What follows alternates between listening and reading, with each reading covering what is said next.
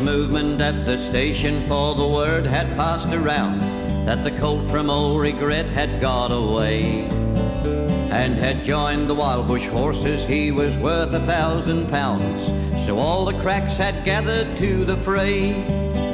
All the tried and noted riders from the stations near and far had mustered at the homestead overnight.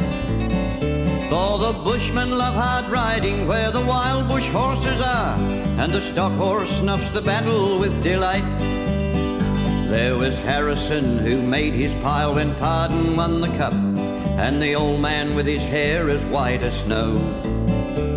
But few could ride beside him when his blood was fairly up. He would go wherever horse or man could go. And Clancy of the Overflow came down to lend a hand. No better horseman ever held the reins, for never horse could throw him while the saddle girths would stand, and he learned to ride while droving on the plains. And one was there, a stripling on a small and weedy beast. He was something like a racehorse undersized, with a touch of time or pony, 3 parts thoroughbred at least, and such as are by mountain horsemen prized. He was hard and tough and wiry, just the sort that won't say die. There was courage in his quick, impatient tread, and he bore the badge of gameness in his bright and fiery eye, and the proud and lofty carriage of his head. But still so slight and weedy, one would doubt his power to stay, and the old man said, "That horse will never do.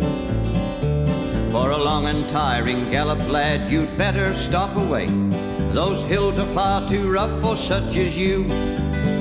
So he waited sad and wistful, only Clancy stood his friend. "Oh, I think we ought to let him come," he said, "and I warrant he'll be with us when he's wanted at the end, for both his horse and he are mountain bred." Oh, he hails from Snowy River, up by Kosciuszko's side, where the hills are twice as steep and twice as rough, where are horses who strike firelight from the flintstones every stride, and the man that holds his own is good enough. And the Snowy River riders on the mountains make their home, where the river runs those giant hills between.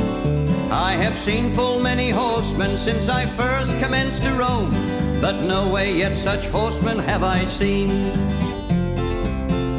So he went, they found the horses by the big mimosa clump. They raced away towards the mountain's brow, and the old man gave his orders, "Boys, go at 'em from the jump. No use to try for fancy riding now. And Clancy, you must wheel them, try and wheel them to the right, and ride boldly, lad, and never fear the spills. For never yet was rider that could keep that mob in sight, if once they gain the shelter of those hills." So Clancy rode to wheel them.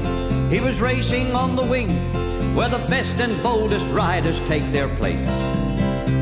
And he raced his stock horse past them, and he made the rangers ring with his stock whip as he met them face to face. Then they halted for a moment while he swung the dreaded lash, but they saw their well-beloved mountain full in view, and they charged beneath the stock whip with a sharp and sudden dash, and off into the mountain scrub they flew. Then fast the horsemen followed, where the gorges deep and black resounded to the thunder of their tread, and the stock whips woke the echoes, and they fiercely answered back from cliffs and crags that beetled overhead. And upward, ever upward, the wild horses held their way, where Currajong and Mountain Ash grew wide, and the old man muttered fiercely, "We may bid the mob good day, no man could hold them down the other side." When they reached the mountain summit, even Clancy took a pull. It well might make the boldest hold their breath. The wild hop scrub grew thickly, and the hidden ground was full of wombat holes, and any slip was death. But the man from Snowy River let the pony have his head, and he swung his stock whip round and gave a cheer. and he raced him down the mountain like a torrent down its bed, while the others stood and watched in very fear. He sent the flintstones flying, but the pony kept his feet. Oh, he cleared the fallen timber in his stride, and the man from Snowy River never shifted in his seat. It was grand to see that mountain horseman ride through the stringy barks and saplings on the rough and broken ground. Down the hillside at a racing pace he went, and he never drew the bridle till he landed safe and sound at the bottom of the terrible descent. He was right among the horses as they climbed the farther hill, and the watchers on the mountain standing mute saw him ply the stockwhip fiercely. He was right among them still as he raced across the clearing in pursuit. Then they lost him for a moment where two mountain gullies met.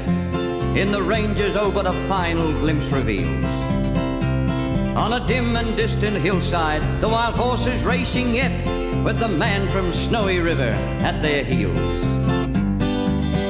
And he ran them single-handed till their sides were white with foam. He followed like a bloodhound on their track till they halted, cowed and beaten. Then he turned their heads for home, and alone and unassisted brought them back. But his hardy mountain pony, he could scarcely raise a trot. He was blood from hip to shoulder from the spur, but his pluck was still undaunted and his courage fiery hot, for never yet was mountain horse a cur. And down by Kosciuszko, where the pine-clad ridges raise their torn and rugged battlements on high, where the air is clear as crystal and the white stars fairly blaze at midnight in the cold and frosty sky, and where around the overflow the reed beds sweep and sway to the breezes and the rolling plains are wide. Oh, the man from Snowy River is a household word today, and stockmen tell the story of his ride, and stockmen tell the story of his ride, and stockmen tell the story of his ride, and stockmen tell the story of his ride.